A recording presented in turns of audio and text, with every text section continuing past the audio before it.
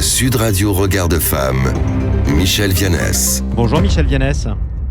Bonjour Jean-Marie, bonjour à tous et tous. Présidente de l'ONG Regard de Femme. Michel, c'est un secret pour personne, vous êtes lyonnaise et du coup aujourd'hui vous allez nous parler de cet album Les Lyonnaises d'exception. Qu'est-ce que c'est ? C'est un plaisir d'abord. Et donc Lyon Capitale édite chaque année une bande dessinée illustrant un aspect de Lyon et de la ville lyonnaise. Et cette année, le choix s'est porté sur 7 Lyonnaises d'exception, des femmes inspirantes et remarquables dans des domaines extrêmement variés. De Sainte-Blandine à Lucie Aubrac, en passant par Louise Labbé, Juliette Récamier, Eugénie Niboyer, Jeanne Bardet et la mère Brasier. On est à Lyon, on parle de cuisine. Oui, Et évidemment. les archives de Lyon ont été partenaires de cet album en mettant justement à la disposition des auteurs et des autrices des BD les documents nécessaires à leur création. Et c'est Ludivine Stock qui a coordonné les auteurs et a elle-même rédigé justement la BD sur Lucie Aubrac. Oui, grande résistante. Alors parmi toutes ces femmes, lesquelles sont vos préférées, Michel Viannès ? Eh bien, je dirais d'abord Louise Labbé.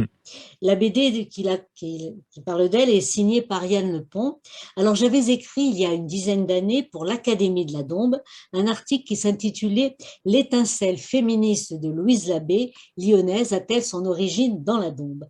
Et en effet, Louise Labbé a passé son enfance dans l'Ain, où elle a pu, au début du XVIe siècle, il faut bien revenir à l'époque, grandir en partageant justement les activités de ses frères, comme monter à cheval ou pratiquer l'escrime. Elle s'était surnommée, on l'a surnommée la chevalière, le chevalier Louise. Voilà, et c'était en pleine Renaissance. Alors Tout à fait. du coup, j'imagine que toutes ces bandes dessinées, ces lyonnaises d'exception, en fin de compte, pour vous, c'est un manifeste féministe, c'est ça ?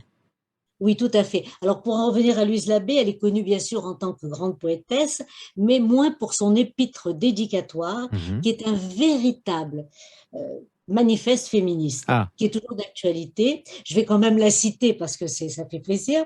Elle revendique l'égalité des sexes et elle demandait que toutes les femmes aient accès à la connaissance, et c'est là où je la cite, pour voir notre sexe, non en beauté seulement, mais en science et vertu, passer ou égaler les hommes.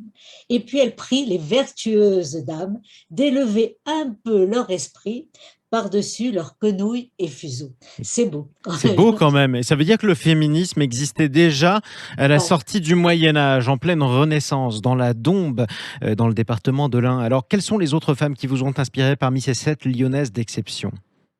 Alors, difficile de faire un choix, mais évidemment, Lucie Aubrac, que j'ai eu d'ailleurs le privilège de rencontrer. La résistante. Je voudrais dire juste quelques mots sur une moins connue, mais tout aussi exceptionnelle, Eugénie Niboyer, qui n'a eu de cesse, durant tout le XIXe siècle, de revendiquer l'égalité des sexes et notamment le droit de vote. Eh oui. Elle a fondé des journaux féministes à Lyon, d'abord le Conseiller des femmes en 1833, donc on est à plus de 2 siècles presque, puis après la Révolution de 1848, je précise, La Voix des femmes. Et elle a également écrit pour le théâtre afin de faire connaître ses convictions d'activiste pour les droits des femmes. La BD qui lui est consacrée est signée par Anaïs Dupommier. Et cet album, je me permets de faire de la publicité, est en vente dans toutes les bonnes librairies. Faire connaître ces lyonnaises d'exception est quand même une excellente idée à mon avis pour un cadeau de Noël. Exactement. Et puis aussi, tiens, un autre cadeau de Noël qu'on peut faire, rendons hommage à cette autre lyonnaise d'exception, la mère Brasier. On parle souvent des grands chefs lyonnais comme Paul Bocuse. Il s'inspirait beaucoup, notamment de la mère Brasier, avec sa célèbre poularde de demi-deuil de la mère Brasier, ou encore vous avez la blanquette de veau de la mère Brasier. Ça peut donner des idées pour Noël aussi. Merci beaucoup, Michel Vianney. Juste rappeler que Paul Bocuse a été apprenti chez la mère Brasier. Exactement, c'est pour ça que je le disais. Donc il y a le lien. Hein. Donc voilà, je voulais quand même rendre à la mère Brasier ses origines. Rendons à la mère Brasier ce qui est à la mère Brasier. Merci beaucoup, Michel Vianney. Merci Jean-Marie.